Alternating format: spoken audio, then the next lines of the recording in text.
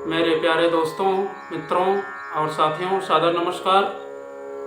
मैं हूं आपका इष्ट मित्र दोस्त मिस्टर शांतिलाल डंसेना, बड़े डूमरपाली, रावड़सन, खरसिया, जिला रायगढ़, छत्तीसगढ़, भारत से हूं। मित्रों, आप लोग हमारे इस YouTube चैनल वीडियो को देखते हैं तो आपको मैं हृदय से धन्यवाद देता हूं।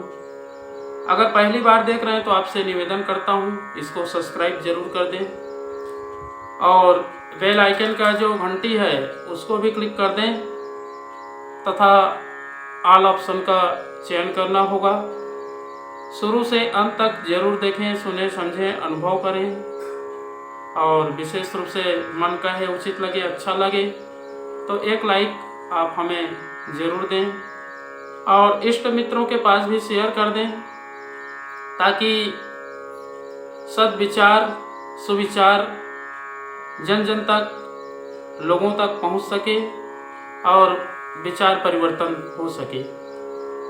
मित्रों, विवेक युक्त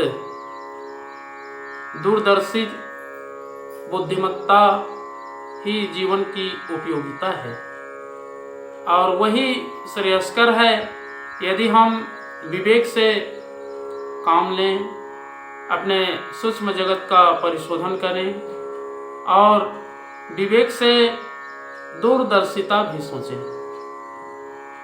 अगर हम कोई कार्य, विशेष कार्य करते हैं तो उसका आने वाले समय पर, आने वाले भविष्य में उसका क्या प्रभाव पड़ सकता है, इसका भी परिशोधन करते हुए जीवनचर्या और दिनचर्या को सुव्यवस्थित, अनुशासित बनाएं, क्योंकि अनुशासन रहित जीवन नहीं कहला सकता है।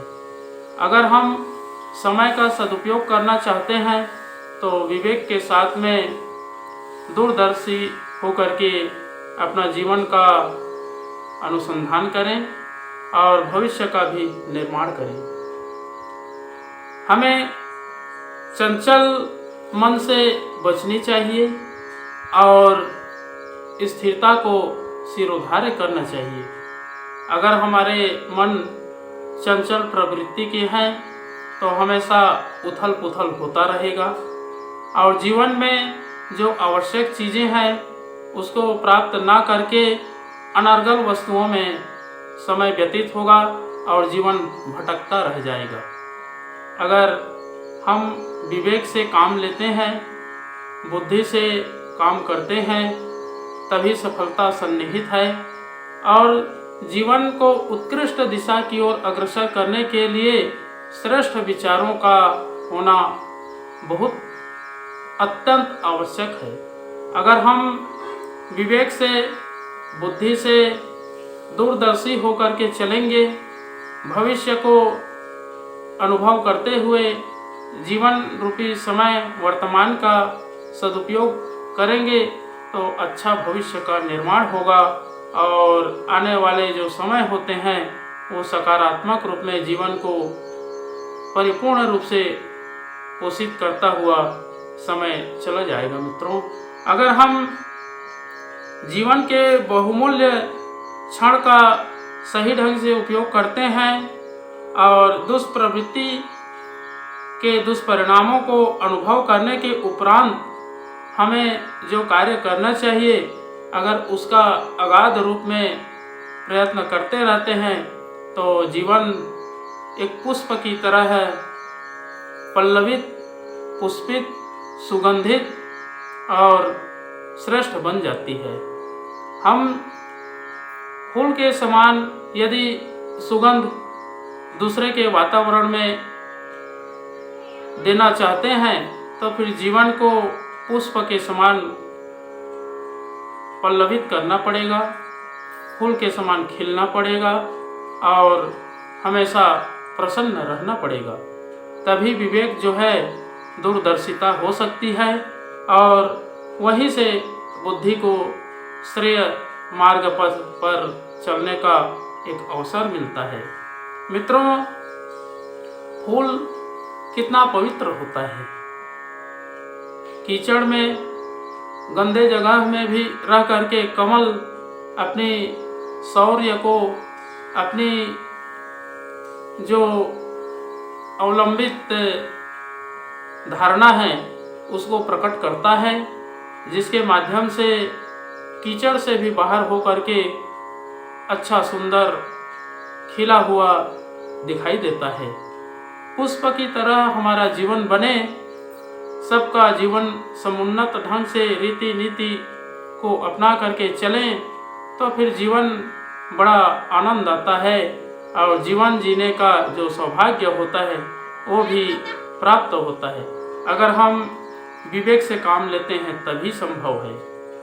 विवेक से काम लेकर के दूरदर्शी होना और बुद्धिमत्ता पूर्वक उसका सुचारू रूप से संपादित करना और आने वाले भविष्य का निर्माण करते हुए जीवन को सिरोधार्य करके मनुष्यता प्राप्त करना, व्यक्तित्व को निखारना व्यक्ति का, मानव जाति का परम धर्म और कर्तव्य है। मित्रों, अगर हम अपनी हर प्रकार के आलोचनाओं से बचे रहते हैं, दुविधाओं में नहीं फंसते हैं और विवेक से हर एक काम को बुद्धिमत्ता के साथ में करते हैं, तो फिर अनायास जीवन में प्रकाश, उमंग, उल्लास, उत्साह भर जाता है और जीवन जो है सकारात्मक दिशा की ओर आगे बढ़ के अपना लक्ष्य को आसानी से प्राप्त कर लेता है। तो मित्रों, अगर हम अपने विचारों को, अपने विवेक को, अपने बुद्धि को अगर सही बनाना चाहते हैं, दूरदर्शी करना चाहते हैं, तो एक आधार है गायत्री महामंत्र। अगर हम गायत्री महामंत्र का उच्चारण करते हैं या उसका जाप करते हैं, उसके सभी शब्दों का प्रत्येक अक्षरों के शब्दों का चिंतन मनन ध्यान करते हैं, तो फिर बुद्धि जो है विवेकवान बन जाती है और श्रेष्ठ मार्ग पर चल करके वो श्रेय बन जाता है। तो आइए मित्रों, एक बार गायत्री महामंत्र और एक बार संपुट के साथ में महामृत्युंजय मंत्र का उच्चारण मेरे साथ साथ में करते तो बनता ही है। ओम भूर्भुवः स्वः तत्सवितुर्वरेण्यं भर्गो देवस्य धीमहि धियो यो नः प्रचोदयात्। उस प्राण स्वरूप, दुखनाशक, सुख स्वरूप, श्रेष्ठ, तेजस्वी, पापनाशक, देव स्वरूप परमात्मा को हम अपनी अंतरात्मा में धारण करें। वह परमात्मा हमारी बुद्धि को सन्मार्ग की ओर प्रेरित करे। ओम हौम जूम सह ओम भूर्भुवः स्वः ओम त्र्यंबकं यजामहे सुगंधिं पुष्टिवर्धनम् उर्वारुकमिव बन्धनान् मृत्युर्मुक्षीयमामृतात्। ओम स्वः भुवः भुः ओम स जूम हौम ओम मृत्युंजय महादेव त्राहि मां शरणागतम् जन्म मृत्यु जरा व्याधि पीड़ितं कर्म बंधनाय।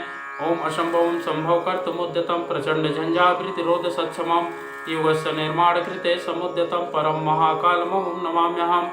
ओम अस्तो मा सद्गमय तमसो मा ज्योतिर्गमय मृत्युर्मामृतं गमय।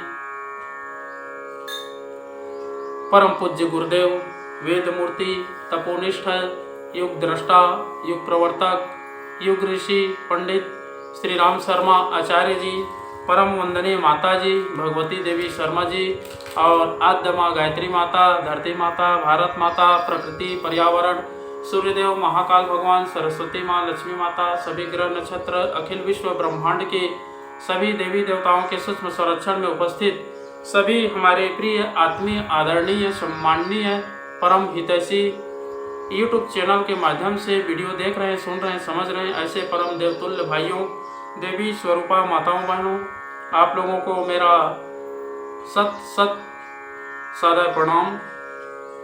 ऋषि चिंतन के सानिध्य में से आज का जो एक बहुत ही अनमोल और महत्वपूर्ण सुविचार है, आपके पास लेकर के प्रस्तुत कर रहा हूँ। आज का सुविचार है मित्रों,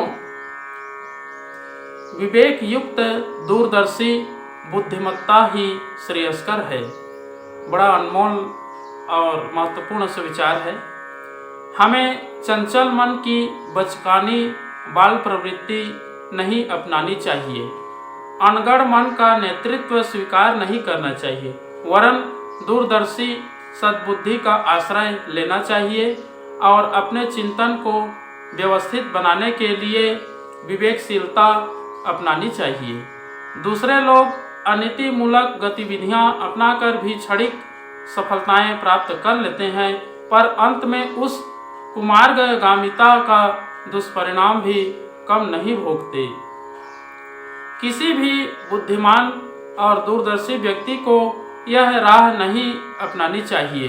मित्रों, जीवन के बहुमूल्य क्षण इसलिए नहीं है कि दुष्प्रवृत्ति के दुष्परिणामों को अनुभव करने के उपरांत जानें, उन्हें विवेक बुद्धि के आधार पर ही जान समझ लेना चाहिए और ऐसी रीति नीति अपनाने का निर्णय करना चाहिए जिससे इस सुर दुर्लभ जीवन संपदा का श्रेष्ठतम सदुपयोग हो सके। भौतिक संपदाओं की तुलना में सद्भावनाओं और सत्प्रवृत्तियों की विभूतियों को जो श्रेष्ठ ठहरा जा सके वही सद्बुद्धि सराहनीय है। जिस विवेक के आधार पर आतुरता पर नियंत्रण रखा जा सके और महत्वपूर्ण उपलब्धियों के लिए धैर्य और साहस के साथ अनवरत श्रम करने का उत्साह उत्पन्न हो सके वही वंदनीय है। सत्य को ही स्वीकार करने वाले विवेक के साथ जुड़ी हुई सद्बुद्धि का आश्रय लेकर ही सच्चे अर्थों में सफल जीवन जिया जा सकता है। बहुत बहुत धन्यवाद मित्रों। अगले बार नए विचार लेकर के नए वीडियो के साथ में आपके पास फिर प्रस्तुत होंगे। सादर नमस्कार।